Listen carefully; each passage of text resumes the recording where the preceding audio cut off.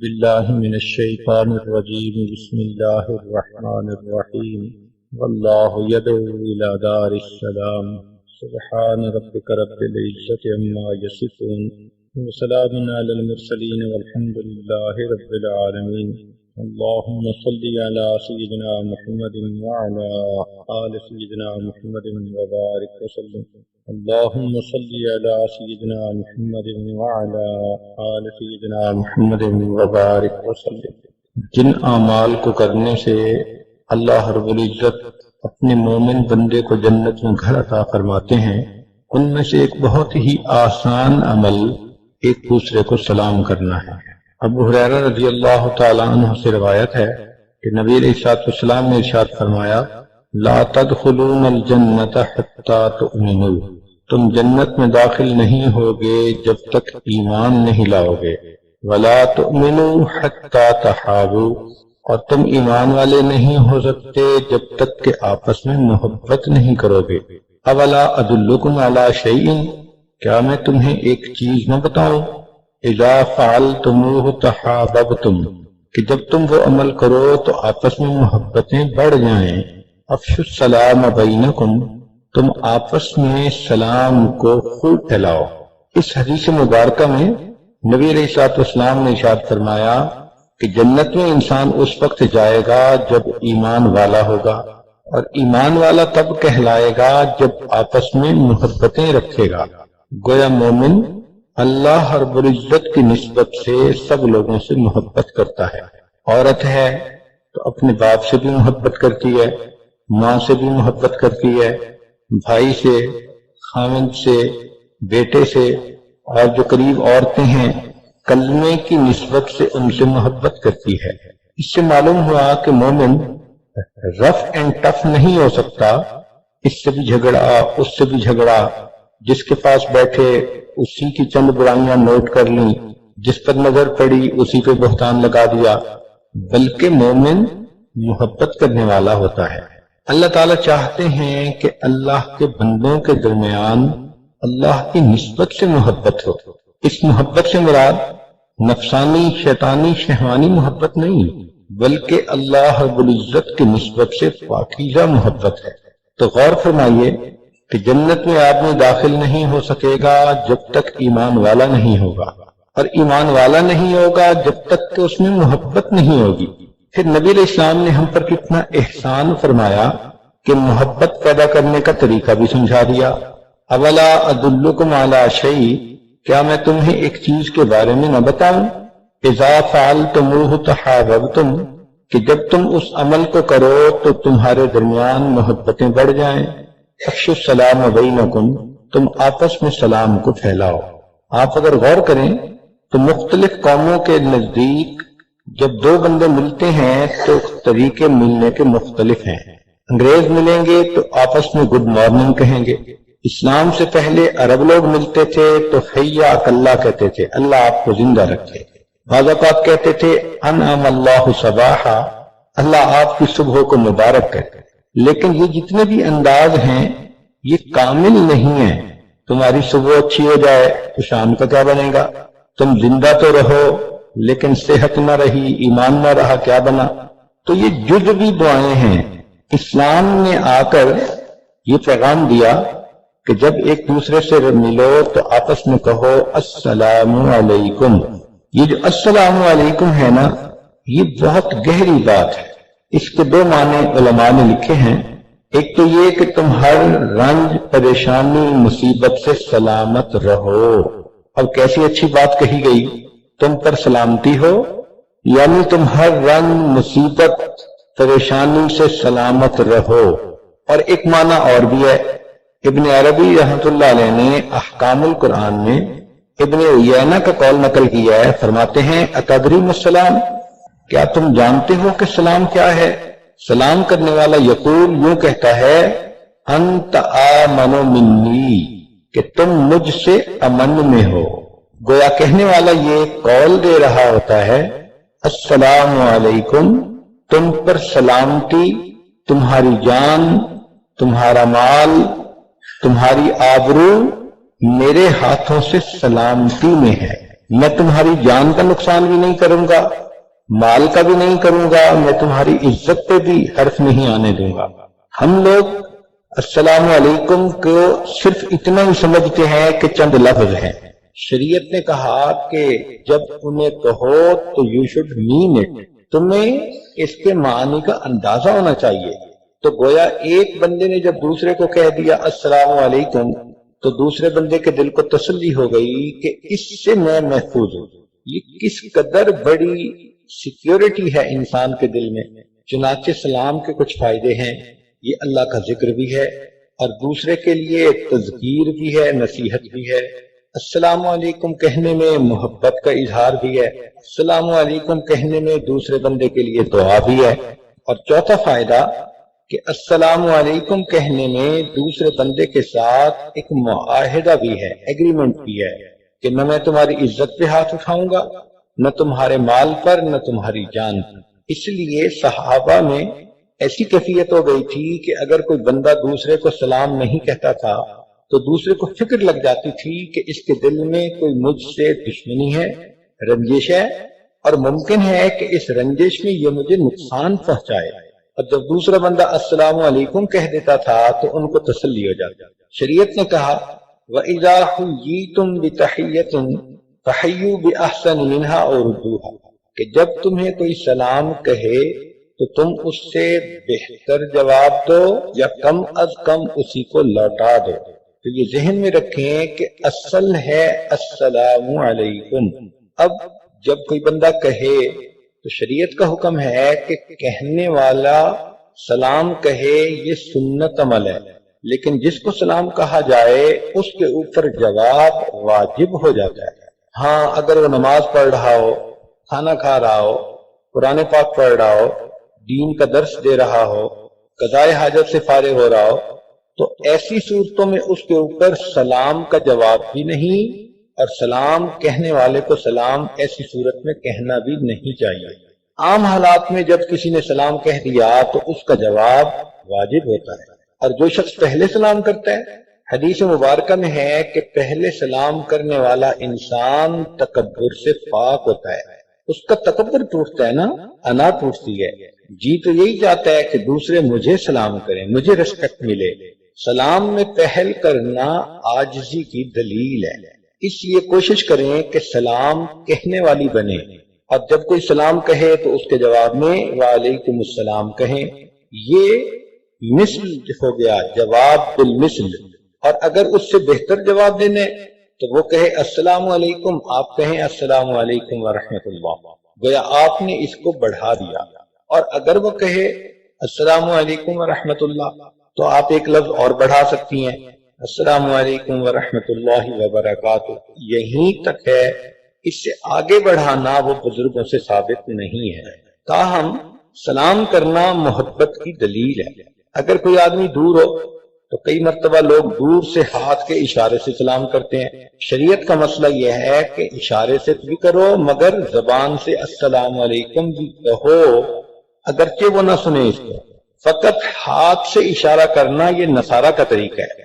جب عورتیں آپس میں ملیں تو السلام علیکم بھی کہیں اور اس کے بعد ہاتھ بھی ملائیں۔ عورتوں کا عورتوں سے مصافحہ کرنا یہ بھی ثواب کا کام ہے۔ یہ سلام اصل میں فرشتوں کی عادت ہے، اللہ کو پسند ہے۔ چنانچہ قرآن مجید میں ہے جب سیدنا ابراہیم علیہ السلام کے پاس فرشتے آئے وَلَقَدْ جَاءَتْ رُسُلُنَا إِبْرَاهِيمَ بِالْبُشْرَىٰ قَالُوا سَلَامًا، تو فرشتوں نے سلام کیے تھے۔ جب جنتی لوگ جنت میں جائیں گے تو قرآن مجید میں ہے وَالْمَلَائِكَةُ يَدْخُلُونَ عَلَيْهِم مِّن كُلِّ بَابٍ سَلَامٌ عَلَيْكُمْ بِمَا صَبَرْتُمْ فَنِعْمَ عُقْبَى الدَّارِ۔ ایک اور جگہ اللہ تعالیٰ فرماتے ہیں لا يسمعون فيها لغوا ولا تأثیما الا قیلا سلاما سلاما۔ قرآن مجید میں ایک جگہ ہے کہ جنتی لوگ تحیتہم فیہا سلام، جب بھی جنتی ایک دوسرے سے ملیں گے تو سلام کریں گے۔ تو یہ جنتیوں والا عمل، اس کو زیادہ کریں۔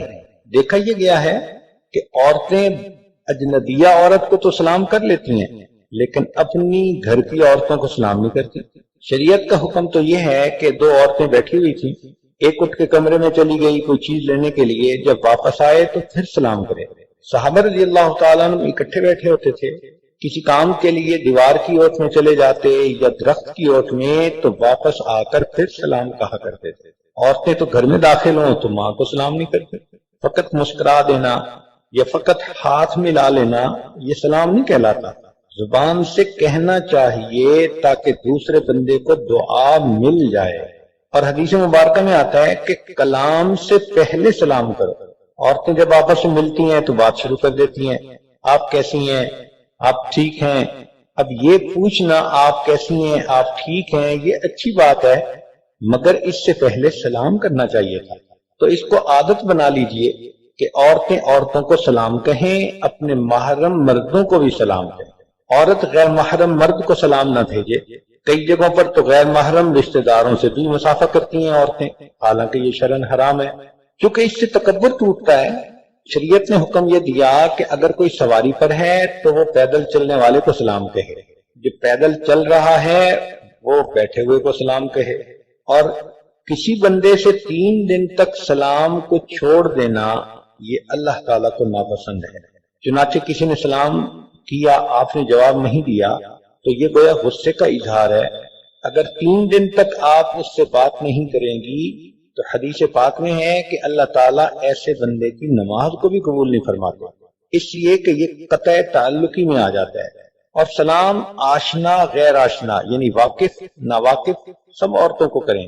ہاں اگر وہ کافرہ ہے تو پھر سلام میں پہل نہ کریں، اس کو آپ سلام کے علاوہ پوچھ لیں، آپ کیسی ہیں، آپ ٹھیک ہیں، خیریت سے ہیں۔ اور اگر وہ کافرہ عورت سلام کر دے تو اس کے جواب میں وعلیکم السلام نہ کہیں، وعلیکم اتنا ہی کہہ دیا کریں۔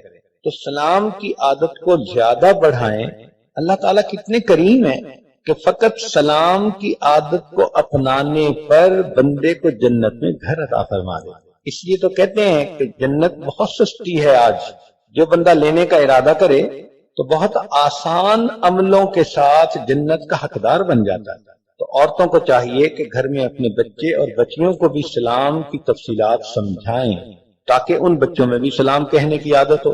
کئی لوگ آداب کہہ دیتے ہیں، یہ بھی سنت کے خلاف۔ کئی لوگ صرف سلام کہہ دیتے ہیں، یہ بھی ٹھیک نہیں۔ جو سنت طریقہ ہے السلام علیکم وہی کہنا چاہیے۔ عورتوں میں ایک نئی بات آ گئی ہے کہ جب مل کے جدا ہونے لگتی ہیں اللہ حافظ، تو بھئی دعا تو ہے اللہ حافظ، مگر عمل تو وہی مقبول جو ہمارے محبوب صلی اللہ علیہ وسلم کا عمل ہے۔ ٹھیک ہے، آپ اگر کہنا چاہتے ہیں اللہ حافظ تو پہلے سلام کریں، بعد میں اللہ حافظ بھی کہہ دیں۔ تو خدا حافظ کہہ دینا، اللہ حافظ کہہ دینا، فی امان اللہ کہہ دینا، یہ دعائیہ کلمات ہیں، ان سے پہلے سلام کا کرنا ضروری ہے۔ حضرت گنگوئی رحمۃ اللہ علیہ سے ایک تعلق رکھنے والا شخص آیا، کہنے لگا حضرت آداب۔ فرمایا یہ کون آ گیا جس کو اتنا بھی نہیں پتا کہ میرے محبوب صلی اللہ علیہ وسلم کی سنت السلام علیکم کہنا ہے۔ تو عورتیں آپس میں السلام علیکم کہنے کی عادت کو پھیلائیں، بار بار سلام کہیں، ثواب بھی ملتا ہے اور پھر اس سے آپس میں محبت بھی بڑھتی ہے۔ اللہ کے پیارے حبیب صلی اللہ علیہ وسلم نے فرمایا اولا ادلکم علی شیء اذا فعلتموہ تحاببتم، کیا میں تمہیں ایسا عمل نہ بتاؤں کہ جب تم اس کو کرو تو تمہارے درمیان محبتیں بڑھ جائیں۔ افشوا السلام بینکم، تم آپس میں سلام کو پھیلاؤ۔ تو گویا سلام کرنے کی عادت ہونا یہ جنت میں گھر ملنے کی دلیل ہے۔ اگلی بات، انس رضی اللہ تعالیٰ عنہ ارشاد فرماتے ہیں کہ نبی علیہ الصلوۃ والسلام نے ارشاد فرمایا من احب سنتی فقد احبنی، جس شخص نے میری سنت سے محبت کی اس نے مجھ سے محبت کی، ومن احبنی کان معی فی الجنہ، اور جو مجھ سے محبت کرے گا وہ جنت میں میرے ساتھ ہوگا۔ تو اس حدیث مبارکہ سے یہ بات ثابت ہو رہی ہے کہ جو شخص نبی علیہ الصلوۃ والسلام کی سنت کا شیدائی ہو، سنت کو اپنانے والا ہو، یہ اصل میں نبی علیہ الصلوۃ والسلام سے محبت کی دلیل ہے، اور اس محبت کی وجہ سے اللہ تعالیٰ اس کو نبی علیہ الصلوۃ والسلام کے قدموں میں جنت میں جگہ عطا فرمائے۔ سنت نبی علیہ الصلوۃ والسلام کی عادت مبارکہ کو کہتے ہیں، آپ کے طریقہ کار کو کہتے ہیں۔ چنانچہ پوری زندگی میں نبی علیہ الصلوۃ والسلام نے جس کام کو جس طرح سے کیا، اس کام کو اس طرح سے کرنا یہ سنت کہلاتا ہے۔ لہذا ہمیں چاہیے کہ ہر کام میں نبی علیہ السلام کی سنت کو اپنائیں۔ سنت کو اپنانے والا نبی علیہ السلام کی اداؤں کو محفوظ کرنے والا ہوتا ہے، اور یہ محبت کا تقاضا ہے۔ آپ خود غور کریں، ماں کو بیٹے سے پیار ہوتا ہے تو بیٹا دودھ کو دودو کہتا ہے تو ماں بھی کہتی ہے میں ابھی تمہیں دودو دیتی ہوں۔ اب وہ دودھ نہیں کہہ رہی، وہ بیٹے کو کہہ رہی ہے میں ابھی تمہیں دودو بنا کے دیتی ہوں۔ وہی لفظ اسی طرح کہہ رہی ہے جس طرح بیٹے نے کہا۔ تو محبت کی وجہ سے ماں نے اس لفظ کو اس طرح ادا کیا جس طرح بیٹے نے کہا۔ اللہ رب العزت کیونکہ نبی علیہ السلام سے محبت فرماتے ہیں، وہ بھی اس چیز کو پسند کرتے ہیں کہ میرے بندے میرے محبوب کی اداؤں کو اپنائیں، بات کریں تو اسی طرح، مسکرائیں تو اسی طرح، کھانا کھائیں تو اسی طرح، چلیں پھریں بیٹھیں اٹھیں، معاملات معاشرت لین دین ہر کام جو کریں میرے محبوب کی طرح کام کریں۔ کام یہ کر رہے ہوں اور ان کے کام کو دیکھ کے مجھے محبوب کی یاد آ رہی۔ تو سنت پر عمل کرنے والا نبی علیہ السلام کی اداؤں کا محافظ ہے۔ چنانچہ محبت الہی کی علامت یہی ہے کہ انسان اللہ سے محبت، نبی علیہ السلام کی اتباع کرے۔ نبی علیہ السلام نے فرمایا علیکم بسنتی، تمہارے اوپر میری سنت پر عمل کرنا لازم ہے۔ عورتوں کے لیے یہ مثال سمجھنی آسان ہے۔ دیکھیں، شادی بیاہ کے موقع پر دلہن کو تیار کیا جاتا ہے، ہاتھوں پر مہندی لگائی جاتی ہے۔ انڈرسٹینڈنگ یہ ہوتی ہے کہ ہاتھوں پر مہندی لگانے سے اس کے ہاتھ خاوند کی نظر میں خوبصورت ہو جائیں گے۔ بازو میں چوڑیاں پہناتے ہیں کہ چوڑیاں پہننے سے بازو زیادہ خوبصورت لگیں گے۔ انگلیوں میں ڈائمنڈ کے رنگ ڈالے جاتے ہیں کہ اس سے انگلیاں زیادہ خوبصورت نظر آئیں گی۔ بازو میں بریسلٹ پہنتی ہیں کہ بازو زیادہ خوبصورت نظر آئیں گے۔ گلے میں لاکٹ ڈال لیتی ہیں، گلا زیادہ خوبصورت نظر آئے گا۔ کانوں میں بالیاں ڈال لیتی ہیں کہ کان زیادہ خوبصورت نظر آئیں گے۔ تو مختلف اعضاء میں جو زیورات پہنتی ہیں تو وہ سمجھتی ہیں کہ ہر وہ عضو جس میں زیور پہنا جائے گا وہ خامد کو خوبصورت نظر آئے گا۔ بالکل اسی طرح مومن اپنے جسم کے جس عضو کو نبی علیہ السلام کی سنت کے مطابق بنائے گا اس کا وہ عضو اللہ رب العزت کی نظر میں خوبصورت بن جائے گا۔ چنانچہ جو شخص سر کے بالوں سے لے کے پاؤں کے ناخنوں تک سنت کے مطابق ڈھل جائے وہ اللہ رب العزت کا محبوب بن جاتا ہے۔ قرآن مجید نے تصدیق کر دی، قل ان کنتم تحبون اللہ فاتبعونی، میرے محبوب فرما دیجئے اگر تم اللہ سے محبت کرتے ہو تو میری اتباع کرو، میرے جیسے بننے کی کوشش کرو، یحببکم اللہ، اللہ تعالیٰ اس کے بدلے تم ہم سے محبت فرمائیں۔ تو ہم اللہ کے محبوب بن جائیں، کس قدر عزت افزائی کی بات ہے۔ اور اس کا طریقہ یہ ہے کہ ہر کام کو سنت کے مطابق کرنے کی عادت ڈالیں۔ دیکھیں، آپ کھانا تو کھاتی ہی ہیں، لیکن اگر سنت طریقے پر کھانا کھائیں گی تو کھانے کی ضرورت بھی پوری ہوئی اور اس سے بڑھ کر اللہ رب العزت بھی راضی ہو گئے۔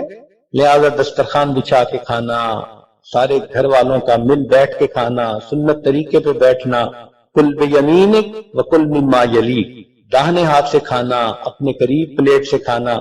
اس عاجز کی کتاب ہے با ادب با نصیب، اس کتاب کو پڑھیں، بچوں کو بھی سمجھائیں، اور کھانے پینے اٹھنے بیٹھنے لباس کردار ہر چیز میں اس کے مطابق اپنی عادت کو بناتی جائیں تو خود بخود آپ اپنے آپ کو سنت سے سجا لیں گے اور اللہ رب العزت پھر آپ سے محبت کرنے لگ جائیں گے۔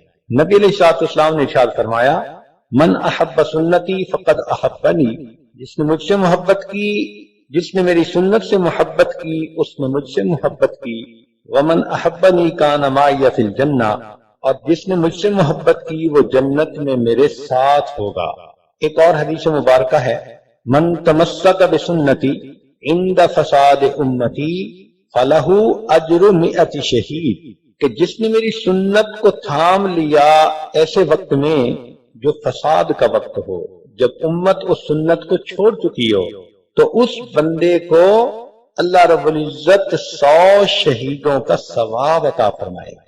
نبی علیہ السلام نے فرمایا ترکت فیکم امرین، میں تمہارے درمیان 2 چیزیں چھوڑے جا رہا ہوں، لن تدلوا ان تمسکتم بہما، تم ہرگز گمراہ نہیں ہوگے اگر تم ان دو چیزوں کو تھامے رکھو گے، کتاب اللہ و سنتی، ایک اللہ کی کتاب اور دوسرا میری سنت، تو ہم سنت کے شہدائی بن جائیں۔ امام مالک رحمۃ اللہ علیہ فرماتے تھے ان سنت مثل سفینۃ نوح علیہ السلام، کہ سنت کی مثال نوح علیہ السلام کی کشتی کی مانند ہے، من رکبہا نجا، جو اس کشتی میں سوار ہو گیا وہ نجات پا گیا، ومن تخلف عنہا غرق، اور جو پیچھے رہ گیا وہ غرق ہو گیا۔ تو ایمان محفوظ ہو جاتا ہے جب انسان سنت سے اپنے آپ کو سجا لیتا ہے۔ شیخ عبدالقادر جیلانی رحمۃ اللہ علیہ فرمایا کرتے تھے اساس الخیر متابعت نبی صلی اللہ علیہ وسلم فی قولہ و فعلہ، قال میں اور حال میں نبی علیہ السلام کی پیروی کرنا یہ خیر کی بنیاد ہے۔ شاہ عبدالعزیز رحمۃ اللہ علیہ نے فتح القدیر میں لکھا ہے من تہاون بسنت عوقب بحرمان الفرائض، جو شخص سنت پر عمل کرنے میں سستی کرتا ہے وہ فرائض کی ادائیگی سے محروم ہو جاتا ہے۔ تو جیسے ایک حفاظتی آڑ ہوتی ہے، سنت پر عمل کرنے سے انسان کے فرائض محفوظ ہو جاتے ہیں۔ ایک حدیث مبارکہ میں ہے جس شخص نے سنت پر عمل کیا اللہ تعالیٰ چار طرح سے اس کا اکرام اللہ رب العزت چار طریقے سے اس کا اکرام فرماتے ہیں، یا یوں سمجھ لیں کہ اللہ رب العزت اس کو چار انعام عطا فرماتے ہیں۔ پہلا انعام، نیک لوگوں کے دل میں اس کی محبت پیدا کر دیتے ہیں۔ دوسرا، فاسق فاجر لوگوں کے دلوں میں اللہ اس بندے کی ہیبت پیدا کر دیتے ہیں۔ اب یہ کتنے بڑے انعام ہیں۔ حاسدین مخالفین کے دل میں اللہ ہیبت ڈال دیتے ہیں تو وہ بندے کو نقصان نہیں دیتے، اور جو نیک لوگ ہوتے ہیں صالحین ان کے دلوں میں اللہ محبت ڈال دیتے ہیں۔ تیسرا انعام کہ سنت پر عمل کرنے والے شخص کے رزق کو اللہ وسیع فرما دیتے ہیں، رزق میں برکت ہو جاتی ہے، غیر کی محتاجی سے جان چھوٹ جاتی ہے۔ اللہ تعالیٰ اپنے غیبی خزانوں سے اس بندے کو رزق مہیا فرماتے ہیں۔ آج رزق کی خاطر کتنے لوگ پریشان ہیں، تو اس کو حاصل کرنے کا بہترین طریقہ سنت پر عمل کریں، ہم خرما و ہم ثواب، ثواب بھی ملے گا اور دنیا میں اللہ تعالیٰ رزق کی پریشانی کو بھی دور کریں گے۔ چوتھی چیز فرمائی کہ سنت پر عمل کرنے کا چوتھا انعام یہ کہ اللہ اس بندے کو دین میں پختگی عطا فرما دیتے ہیں، استقامت عطا فرما دیتے ہیں۔ تو ہمیں چاہیے کہ ہم سنت پر عمل کرنے والے بنیں۔ چنانچہ سنت ہمارے پاس ایک معیار ہے، جس کو پرکھنا ہو اسی معیار پہ پرکھا جائے گا۔ کون بندہ کتنا نیک ہے، اس کے لیے جو آپ کے پاس پیمانہ ہے وہ یہ کہ دیکھیں اس کی زندگی سنت کے کتنا قریب ہے۔ جنید بغدادی رحمت اللہ علیہ کے پاس ایک مرید تھا، 10 سال رہا۔ 10 سال کے بعد کہنے لگا کہ حضرت اجازت دیں، میں کسی اور بزرگ کے پاس جانا چاہتا ہوں۔ حضرت نے پوچھا کیوں؟ کہنے لگا میں تو آپ کے پاس اس لیے آیا تھا کہ کوئی کرامتیں دیکھوں گا، کوئی چیزیں دیکھوں گا، اور میں نے تو 10 سال میں کوئی کرامت ہی نہیں دیکھی۔ جنید بغدادی رحمت اللہ علیہ نے اسے پوچھا کہ تم میرے پاس 10 سال رہے ہو، ان 10 سالوں میں تم نے کوئی کام مجھے سنت کے خلاف کرتے دیکھا ہے؟ اس نے کہا نہیں۔ فرمایا پھر اس سے بڑی کرامت اور کیا ہو سکتی؟ ہمارے بزرگوں کی زندگیاں گزر جاتی تھیں، کوئی کام سنت کے خلاف نہیں ہوا کرتا تھا۔ چنانچہ صحابہ رضی اللہ تعالی عنہم نبی علیہ الصلوۃ والسلام کی سنتوں کے شیدائی تھے، سنتوں کے محافظ تھے، یہاں تک کہ ابن عمر رضی اللہ تعالیٰ عنہ عمرے کے لیے مدینہ طیبہ سے مکہ مکرمہ جا رہے ہیں۔ ایک جگہ انہوں نے سواری کو روکا، نیچے اترے، قریب ایک درخت کے پاس گئے اور زمین پر اس طرح بیٹھ گئے جیسے انسان قضائے حاجت سے فارغ ہونے کے لیے بیٹھتا ہے، اور تھوڑی دیر بیٹھ کے اٹھے اور پھر واپس آ کر سوار ہوئے اور چل پڑے۔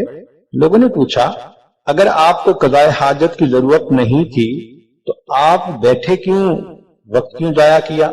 تو ابن عمر رضی اللہ عنہ نے جواب دیا کہ ایک مرتبہ میں اپنے پیارے آقا صلی اللہ علیہ وسلم کے ساتھ سفر کر رہا تھا، میرے محبوب یہاں تشریف لائے تھے، آپ نے سواری کو کھڑا کیا، اترے، قضائے حاجت سے فراغت حاصل کی، دوبارہ سوار ہو کر آگے چلے۔ جب میں یہاں پہنچیا تو میرے دل نے کہا کہ میں بھی اسی عمل کو کروں جس کو میرے محبوب نے کیا، تو مجھے ضرورت نہیں تھی، لیکن میں کچھ دیر بیٹھا اور پھر چل پڑا۔ میں نے نبی علیہ الصلوۃ والسلام کی ایک ادا کی حفاظت کی۔ ایک صحابی افریقن کنٹریز کے رہنے والے تھے، حبشی تھے، تو ان کے بال گھنگریالے تھے اور چھوٹے تھے، سخت تھے، مانگ نہیں نکلتی تھی۔ ان کا بڑا جی چاہتا تھا کہ نبی علیہ الصلوۃ والسلام اپنے بالوں میں کنگھی فرماتے ہیں، مانگ نکلتی ہے، میری بھی مانگ نکلے درمیان میں، وہ نکلتی نہیں تھی۔ ایک دن آگ سینک رہے تھے، پتہ نہیں انہیں کیا جذبہ چڑھا کہ ایک لوہا جس سے کہ وہ آگ کو ٹھیک کر رہے تھے، وہ گرم لوہا انہوں نے اپنے سر کے درمیان میں سیدھا سلائی کی طرح پھیر لیا۔ جب گرم لوہا سر کو لگا تو بال بھی جلے اور جلد بھی جلی، زخم بن گیا۔ خیر علاج معالجے سے زخم تو ٹھیک ہو گیا، لیکن چونکہ جلد وہاں جل گئی تھی تو زخم کے نشان کی وجہ سے سر کے درمیان میں ایک لائن نظر آنے لگی۔ لوگوں نے پوچھا کہ کیا کیا آپ نے؟ کہنے لگے کہ اس کی تکلیف تو ختم ہو گئی، لیکن اب میرا سر میرے پیارے محبوب صلی اللہ علیہ وسلم کے سر سے مشابہت اختیار کر گیا۔ سیدنا حذیفہ رضی اللہ تعالیٰ عنہ جب فارس آئے تو دسترخوان پہ بیٹھے کھانا کھا رہے تھے، لقمہ گرا تو دسترخوان کا تو مقصد یہی ہوتا ہے کہ اگر کوئی چیز گر جائے تو وہ خراب نہیں ہوتی۔ آپ نے اس لقمے کو اٹھایا اور کھا لیا۔ ساتھ والے نے کہا کہ جناب یہ فارس کے لوگ اس چیز کو معیوب سمجھتے ہیں، اٹھا کے لقمہ نہیں کھانا تھا۔ تو سیدنا حذیفہ رضی اللہ عنہ نے حیران ہو کے دیکھا اور کہا اَأَتْرُكُ سُنَّةَ حَبِيبِي لِهَٰؤُلَاءِ الْحُمَقَاءِ، ان احمقوں اور پاگلوں کی وجہ سے کیا میں اپنے محبوب کی سنت کو چھوڑ سکتا ہوں؟ اللہ اکبر کبیرہ۔ کاش کہ یہ جذبہ ہمارے اندر بھی آ جائے اور ہم بھی یہی کہیں کہ ہم اپنے پیارے محبوب کی سنت کو کبھی نہیں چھوڑیں گے۔ اس لیے کہنے والے نے کہا وہی سمجھا جائے گا شیدائے جمال مصطفیٰ، وہی سمجھا جائے گا شیدائے جمال مصطفیٰ، جس کا حال حال مصطفیٰ ہو قال قال مصطفیٰ، جس کا حال بھی نبی علیہ السلام کی طرح اور جس کا قال بھی محبوب صلی اللہ علیہ وسلم کی طرح، سنت کا عاشق وہی کہا جائے گا۔ قریب کے زمانے میں ہمارے اکابرین علماء دیوبند سنتوں کے شیدائی، چنانچہ حضرت مولانا قاسم نانوتوی رحمۃ اللہ علیہ پتہ چلا کہ فرنگی نے ان کے وارنٹ گرفتاری جاری کر دیے تو حضرت نانوتوی رحمۃ اللہ علیہ روپوش ہو گئے۔ لوگوں نے دیکھا کہ 3 دن کے بعد پھر مسجد میں کہا کہ حضرت آپ کے وارنٹ گرفتاری جاری ہو چکے اور آپ پبلک پلیس پر ہیں، یہ کافر آپ کو پکڑ لیں گے اور پھر پتہ نہیں سولی لٹکائیں یا کیا کریں۔ حضرت نانوتوی رحمۃ اللہ نے جواب دیا کہ میں نے نبی علیہ الصلوۃ والسلام کی مبارک زندگی پر غور کیا، مجھے 3 دن رات غار ثور میں روپوشی کے ملتے ہیں، میں نے اس حدیث پر عمل کر لیا، اب میں پھر پبلک پلیس میں آ گیا ہوں، اگر وہ مجھے گرفتار کر لیں گے تو میں گرفتار ہونے کے لیے تیار۔ حضرت گنگوئی رحمۃ اللہ علیہ ایک ایک عمل میں سنت پر عمل کرتے تھے۔ ایک مرتبہ دارالعلوم کا جلسہ تھا، اذان ہو گئی تو حضرت کا وضو تھا اور جلسہ گاہ سے آپ نے مسجد میں پہنچنا تھا، تو اتنا بڑا مجمع تھا، لوگ سلام کے لیے کھڑے تھے، راستہ نہیں ملتا تھا، حتیٰ کہ صف میں پہنچنے تک تکبیر اولا ہو چکی تھی۔ حضرت گنگوئی رحمۃ اللہ علیہ نے نماز ادا کی اور بڑی حسرت سے ٹھنڈا سانس لیا اور فرمانے لگے آج 22 سال کے بعد میری تکبیر اولا قضا ہو گئی۔ یہ سنت کے شیدائی لوگ تھے۔ حضرت شیخ الہند رحمۃ اللہ علیہ جب بھی کوئی نیا پھل دیکھتے تو چھوٹے بچے کو دیتے، اس لیے کہ نبی علیہ الصلوۃ والسلام کی سنت یہی ہے۔ حضرت بدی رحمۃ اللہ علیہ نے دارالعلوم دیوبند کے دارالحدیث کے سامنے جو چھوٹا سا باغیچہ ہے اس میں کیکر کا درخت لگانے کا حکم دیا۔ کہنے والے نے کہا کہ حضرت کیکر کے درخت میں تو کانٹے ہوتے ہیں، خوبصورت بھی نہیں ہوتا، یہ باغیچے میں تو نہیں سجے گا۔ فرمایا سجے گا یا نہیں سجے گا یہ الگ بات ہے، میں نے تو اس لیے لگانے کا حکم دیا کہ نبی علیہ الصلوۃ والسلام نے بیت رضوان جس درخت کے نیچے بیٹھ کر لی تھی وہ کیکر کا درخت تھا، میں اس درخت کو دیکھوں گا مجھے محبوب کی بیعت کا وقت یاد آ جائے۔ ہر چیز میں نسبت۔ حضرت نانوتوی رحمۃ اللہ علیہ نے اس باغیچے میں گلاب کے پھول لگوائے۔ کسی نے پوچھا کہ گلاب کا پھول کیوں؟ موتیا بھی ہے اور بھی کئی پھول ہیں۔ حضرت نانوتوی رحمۃ اللہ علیہ نے کہا کہ حدیث پاک سے مجھے پتہ چلا کہ نبی علیہ السلام کے جسم اطہر سے جو خوشبو آتی تھی اس خوشبو کے ساتھ گلاب کے پھول کی خوشبو ملتی جلتی ہے، میں نے اسی لیے گلاب کے پھول کو لگانے کے لیے کہا۔ یہ سنتوں کے شیدائی، یہ اللہ رب العزت کے محبوب بندے۔ چنانچہ حضرت شیخ الحدیث مولانا زکریا رحمۃ اللہ علیہ کے والد مولانا یحییٰ رحمۃ اللہ علیہ فرمایا کرتے تھے کہ اگر کوئی آدمی سنت کے مطابق پاخانہ کرے تو اس کو خلاف سنت نفلیں پڑھنے سے بھی زیادہ اجر ملے گا۔ اللہ اکبر کبیرہ۔ واقعی جو جیولر ہوتا ہے وہی ہیرے اور موتی کی قدر جانتا ہے۔ یہ لوگ بھی سنت کے قدردان تھے، اس لیے ڈھونڈ ڈھونڈ کر یہ سنتوں کو اپناتے تھے۔ آپ غور کریں کہ اگر آپ درزی کو اپنا کوئی کپڑا سینے کے لیے دیں تو جب واپس ملتا ہے تو آپ اپنے کپڑے کو دیے ہوئے نمونے کے ساتھ میچ کرتی ہیں، اگر مطابق ہو تو پھر قبول کرتی ہیں، مطابق نہ ہو تو اس کو ریجیکٹ کر دیتی ہیں، کہتی ہیں کہ آپ نے اس کو سیمپل کے مطابق کیوں نہیں بنایا، اس کا سائز اتنا تھا تم نے اتنا کر دیا، فلاں چیز کا سائز اتنا تھا تم نے کیوں تبدیل کیا۔ تو جس طرح آپ دیے ہوئے کپڑے کے مطابق اپنا کپڑا پسند کرتی ہیں، اللہ رب العزت نے اپنے پیارے حبیب صلی اللہ علیہ وسلم کو بھی ایک نمونہ بنا کر دنیا میں بھیجا۔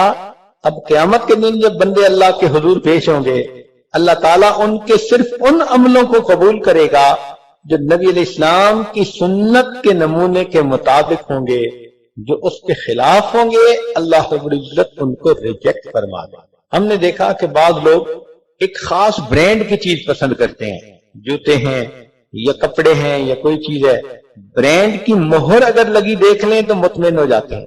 قیامت کے دن یہی ہوگا، فرشتے کھڑے ہوں گے، بندے کے اعمال کو پیش کیا جائے گا، جس عمل پر سنت کی مہر لگی ہوگی وہ عمل اللہ کے ہاں قبول ہوگا، اور جو سنت کے خلاف ہوگا اس عمل کو ریجیکٹ کر دیا جائے۔ آپ غور کریں، ماں کو بیٹے سے محبت ہوتی ہے تو اگر ماں کو کہیں کہ یہ تمہارے بیٹے کی تصویر ہے، اس کو آگ میں ڈال دو، تو ماں ہرگز تیار نہیں ہوگی، کہے گی میں اپنی بیٹے کی تصویر کو آگ میں کیوں ڈالوں۔ تو اگر ایک ماں محبت کی وجہ سے بیٹے کی تصویر کو آگ میں ڈالنا پسند نہیں کرتی تو قیامت کے دن اللہ رب العزت اپنے محبوب کے چہرے سے مشابہت رکھنے والے لوگ جو محبوب کی تصویر کی مانند ہوں گے ان کو بھی جہنم میں ڈالنا پسند نہیں فرمائیں گے۔ کہتے ہیں کہ جب فرعون نے موسیٰ علیہ السلام سے کہا کہ جادوگروں کو میں بلاتا ہوں تمہارے ساتھ مقابلہ ہوگا، آپ نے فرمایا ٹھیک، تو مقابلے کے لیے جادوگر آئے۔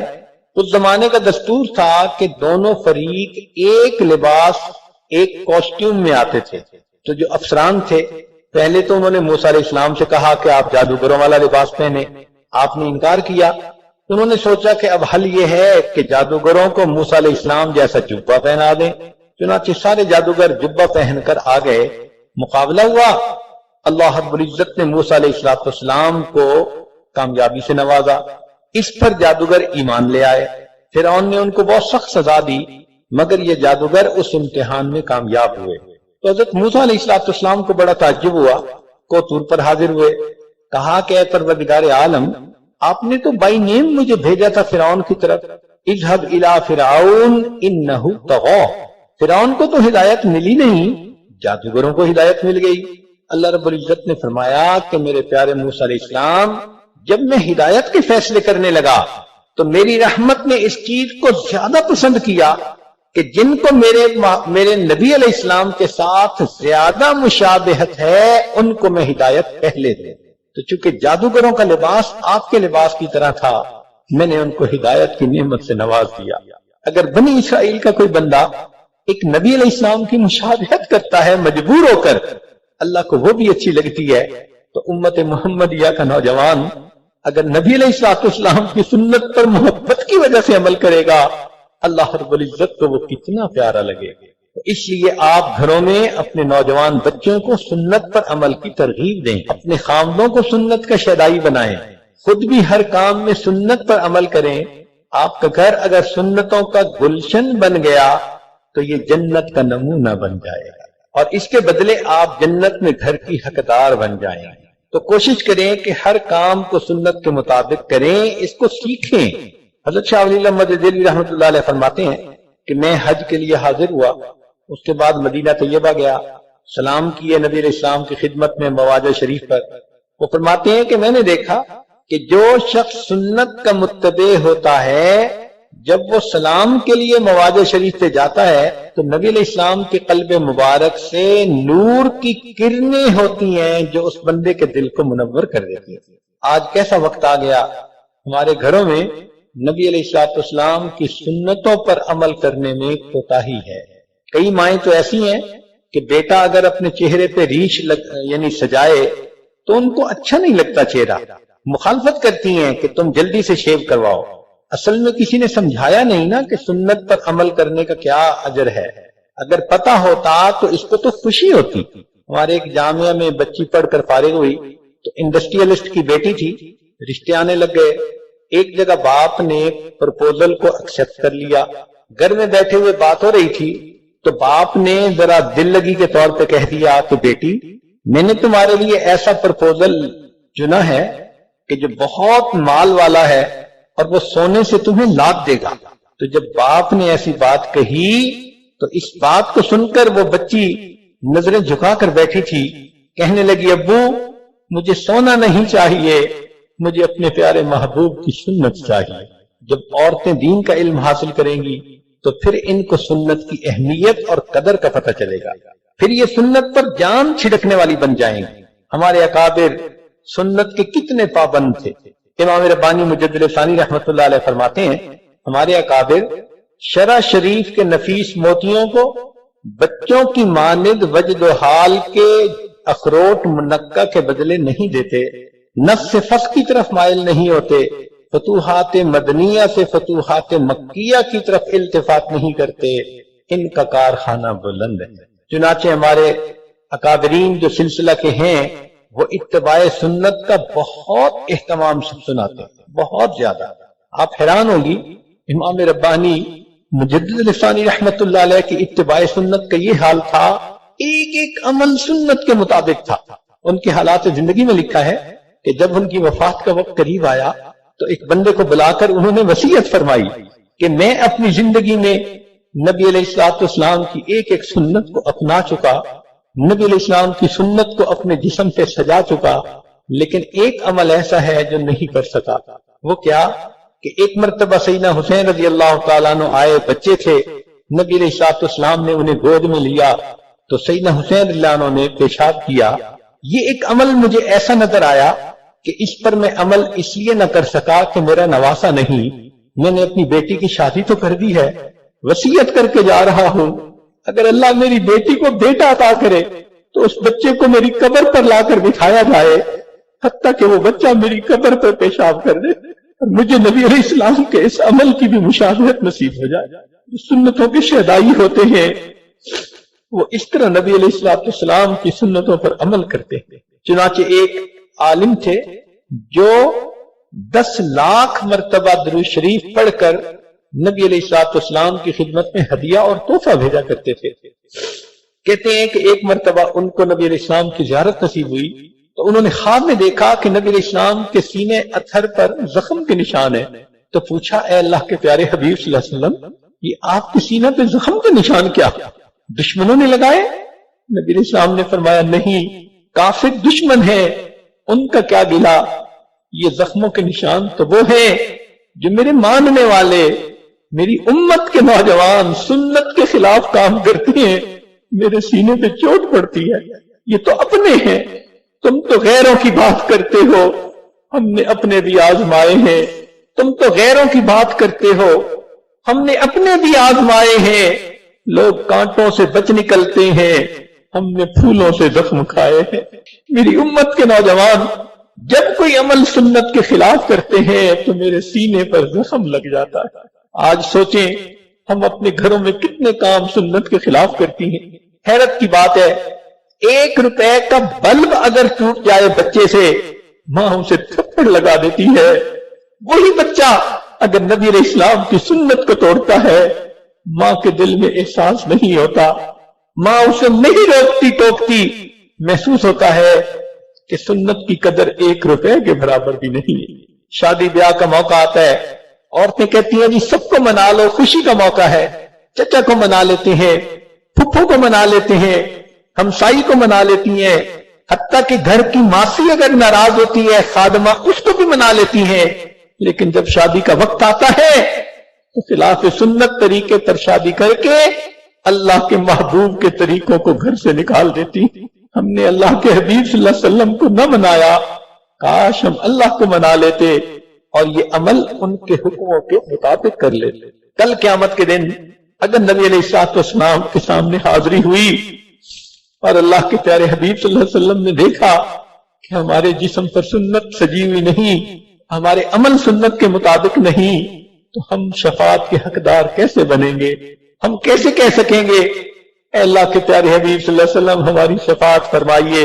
محبوب فرمائیں گے تم اپنے ہاتھوں سے میری سنت کو توڑتے تھے، تمہیں احساس نہیں ہوتا تھا، تم غیروں کے طریقوں کو اپناتے تھے، تمہاری پسند فرنگیوں کی تھی، لباس ان جیسا، کھانا ان جیسا، عادات ان جیسی، تم امتی تو میری تھی لیکن تم طریقے تو انگریزوں کے اپناتی تھی، تم نے میری سنت پر کیا عمل کیا جو آج میں تمہاری شفاعت کر سکوں؟ آج وقت ہے ہم سنت پر عمل کر لیں۔ ہر بندہ چاہتا ہے، ہم نے دیکھا ہے بچیوں کو کئی کام کرنا چاہتی ہیں، صرف اس لیے نہیں کرتی کہ ابو کا دل دکھے گا۔ اگر دنیا میں بایولوجیکل فادر کا اتنا لحاظ کہ ابو کا دل نہ دکھے، ایک کام نہیں کرتی، تو کبھی یہ بھی تو سوچا کریں نبی علیہ الصلوۃ والسلام بھی ہمارے لیے روحانی والد کی مانند ہے، ہم سنت کے خلاف کر کے اللہ کے پیارے حبیب صلی اللہ علیہ وسلم کا دل کیوں دکھاتے ہیں؟ ہم نے نبی علیہ السلام کے آنسوؤں کی قدر نہ کی۔ اللہ کے پیارے حبیب صلی اللہ علیہ وسلم تہجد میں روتے تھے امت کے لیے۔ اگر کل قیامت کے دن پوچھ لیا کہ تم نے میرے آنسوؤں کی قدر نہ کی، میری سنت کا خیال نہ کیا، ہم قیامت کے دن کیا جواب دیں گے؟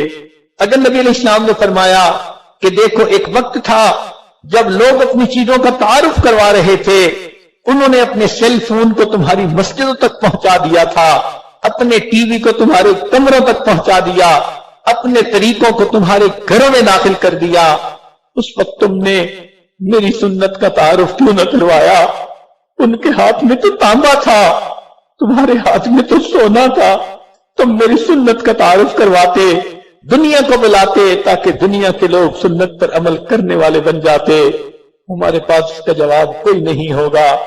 دعا ہے اللہ رب العزت ہمیں سنت کا شیدائی بنائے، ہم اپنے ظاہر کو سنتوں سے سجائیں، اپنے من کو اللہ کی معرفت سے سجائیں، اور جب قیامت کے دن اللہ کے سامنے حاضر ہو تو پھر ہم یہ کہہ سکیں تیرے محبوب کی یا رب شباہت لے کے آیا ہوں، تیرے محبوب کی یا رب شباہت لے کے آیا ہوں، حقیقت اس کو تو کر دے، میں صورت لے کے آیا ہوں۔ وآخر دعوانا ان الحمدللہ رب العالمین۔ تھوڑی دیر کے لیے مراقبہ کر لیجئے، آنکھوں کو بند کر لیجئے، سر کو جھکا لیجئے۔ کسی عارف نے نبی علیہ الصلوۃ والسلام کی محبت میں کچھ اشعار کہے ہیں جن کا مفہوم یہ ہے کہ اللہ کے پیارے نبی صلی اللہ علیہ وسلم، دنیا میں اللہ نے میرے عیبوں پہ پردے ڈال دیے اور عیبوں کے باوجود مجھے عزتوں سے نوازا، جب قیامت کا دن ہو تو آپ اپنے شفاعت کے دامن میں مجھے چھپا لینا، جو عزت بنی ہے اس عزت کو بنائے رکھنا۔ اپنے دامن شفاعت میں چھپائے رکھنا، اپنے دامن شفاعت میں چھپائے رکھنا، میرے سرکار میری بات بنائے رکھنا، آپ کی یاد ستاتی ہے تو رو لیتے ہیں، اپنی یادوں کہ ہمیں روک لگائے رکھنا، میں نے مانا کہ گناہگاروں پر آپ کہوں، میں نے مانا کہ گناہگار ہوں پر آپ کہوں، اس گناہگار سے سرکار نبھائے رکھنا، اس گناہگار سے سرکار نبھائے رکھنا، ذرہ خاک کو خورشید بنانے والے، ذرہ خاک کو خورشید بنانے والے، خاک ہوں میں مجھے قدموں سے لگا رکھنا، خاک ہوں میں مجھے قدموں سے لگائے رکھنا۔ لا الہ الا اللہ محمد رسول اللہ۔ دعا کر لیجئے۔ سبحان ربی جلال الرحاب، اللہم صلی علی سیدنا محمد وعلی آل سیدنا محمد وبارک وسلم۔ ربنا ظلمنا انفسنا وان لم تغفر لنا وترحمنا لنکونن من الخاسرین۔ اے مالک، ہم آپ کے عاجز مسکین بندے ہیں، ہمارے گناہوں کو معاف فرما، خطاؤں سے درگزر فرما، عیبوں کی پردہ کشی فرما۔ رب کریم، ہمیں اپنے پیارے حبیب صلی اللہ علیہ وسلم کی سنتوں کا شہدائی بنا، ان پر کامل عمل کی توفیق عطا فرما، قیامت کے دن ہمیں سرخرو فرما، سنت کی محبت کی بنا پر نبی علیہ السلام کے قرب میں جنت میں ہمیں اللہ جگہ عطا فرما، ہمارے ان روزوں کو قبول فرما، تراویح کو قبول فرما۔ اللہ اس رمضان کے مبارک مہینے میں ہمارے گناہوں کی مغفرت فرما، جہنم سے آزاد فرما، جنت عطا فرما۔ ربنا تقبل منا انك انت السميع العليم وتب علينا انك انت التواب الرحيم۔ صلی اللہ تعالی علی حبیبہ سیدنا محمد وآلہ واصحابہ اجمعین برحمتک یا ارحم الراحمین۔